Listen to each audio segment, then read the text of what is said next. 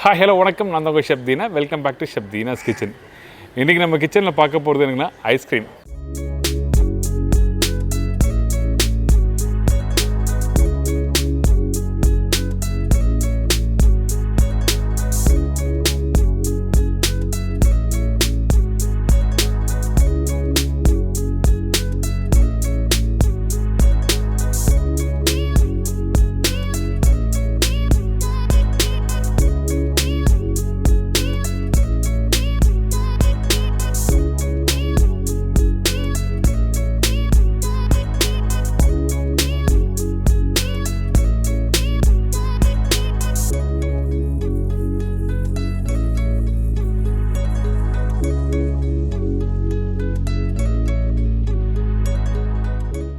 ஐஸ்கிரீம்னாவே பக்கத்தில் மேடம் வந்து உட்காந்துட்டாங்க.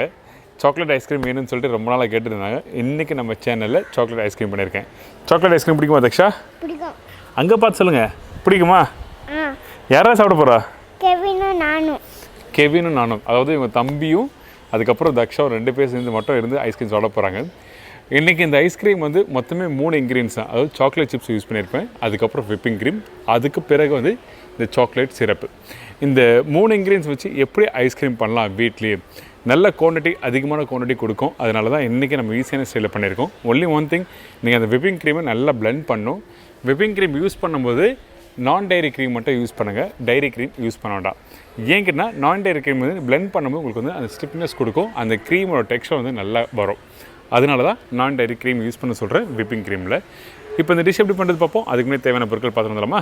Chocolate ice cream தேவையான பொருட்கள்: சாக்லேட் சிப்ஸ் 350 கிராம், நான் dairy whipping cream 500 ml, chocolate syrup 1 cup.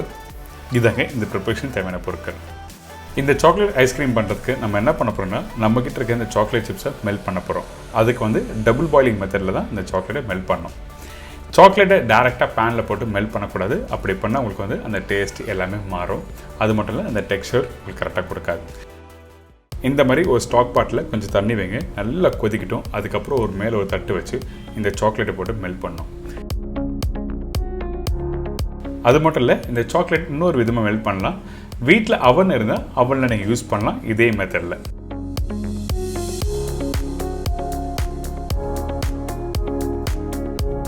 இந்த சாக்லேட் மெல்ட் பண்ணுறதுக்கு அதிகபட்சம் ஒரு 6லேருந்து 8 நிமிஷம் டைம் எடுக்கும். கரெக்டாக போட்டு நல்லா மிக்ஸ் பண்ணால் இந்த மாதிரி டெக்ஸ்சர்லாம் வந்துடும்.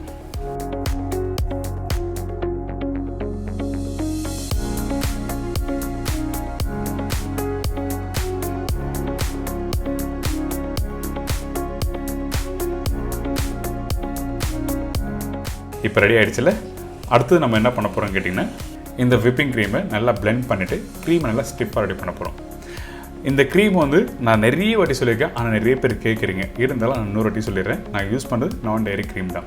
இந்த க்ரீம் சூப்பர் மார்க்கெட், அதாவது உங்கள் வீட்டு பக்கத்தில் இருக்க பெரிய சூப்பர் மார்க்கெட் போனால் கண்டிப்பாக அந்த விப்பிங் க்ரீம் கிடைக்கும். நீங்கள் அங்கே போனீங்கன்னா நான் டைரி க்ரீம் சொல்லி கேட்டுவாங்க. டைரி க்ரீம்னா உங்களுக்கு அந்த டெம்பரேச்சர் கரெக்டாக கொடுக்காது. அதனால தான் வந்து நான் டைரி க்ரீம் சொல்கிறேன். இப்போ இந்த க்ரீமை ஹேண்ட் பிளெண்டர் வச்சு நல்லா பிளெண்ட் பண்ணுங்கள். பிளெண்ட் பண்ணி முடிக்க குறைஞ்சபட்சம் ஒரு 8லேருந்து 10 நிமிஷம் டைம் எடுக்கும். இந்த மாதிரி கரெக்டான டெக்ஸ்சர் வரதுக்கு 10 நிமிஷம் ஆகும். ஸோ முடித்த பிறகு நம்ம ஏற்கனவே மெல்ட் பண்ணி வச்சுருக்க இந்த சாக்லேட்டை இதில் ஆட் பண்ணுறோம்.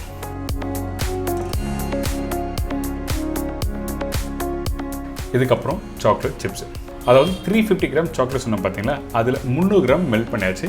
மீதி 50 கிராம்ஸை அந்த சிப்ஸும் இதில் ஆட் பண்ணியிருக்கோம். இதுக்கப்புறம் சாக்லேட் சிரப்.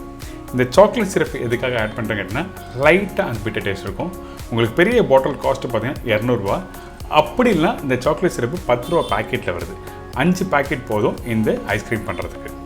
இப்போ இது எல்லாத்தையும் நல்லா போட்டு நல்லா மிக்ஸ் பண்ணுங்கள்.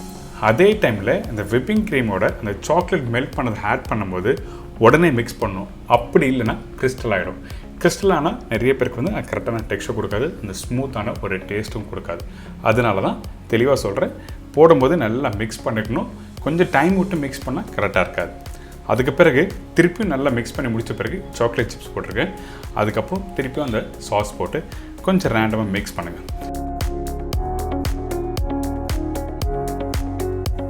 மிக்ஸ் பண்ணிவிட்டு ஒரு மூடி போட்டு நீங்கள் கரெக்டாக ஒரு 6 to 7 hours நீங்கள் ஃப்ரிட்ஜில் வச்சு எடுத்தீங்கன்னா ஒரு அருமையான சாக்லேட் ஐஸ்கிரீம் ரெடி. நீங்கள் ஃப்ரிட்ஜில் வைக்கும் போது கண்டிப்பாக மூடி போட்டிருக்கணும். அப்படின்னா ஒரு பிளாஸ்டிக் கவர், அதாவது சில்வர் ஃபைல் அப்படியே கிளிண்டராக போட்டு க்ளோஸ் பண்ணிக்கணும்.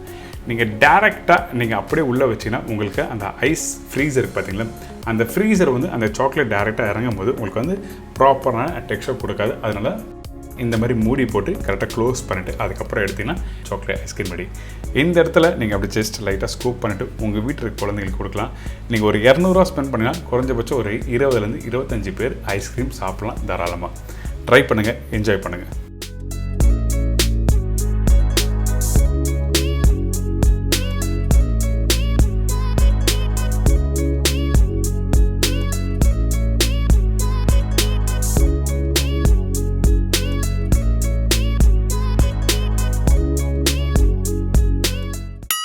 அங்கே பார்.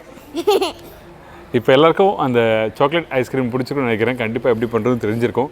ட்ரை பண்ணுங்கள், அதே மாதிரி ஃபீட்பேக் கொடுங்க. இதே மாதிரி நாளைக்கு இன்னொரு ரெசிபி சந்திக்கிறேன். நன்றி, வணக்கம், see you, bye, take care. Daksha பாய் சொல்லுங்கள். பாய்.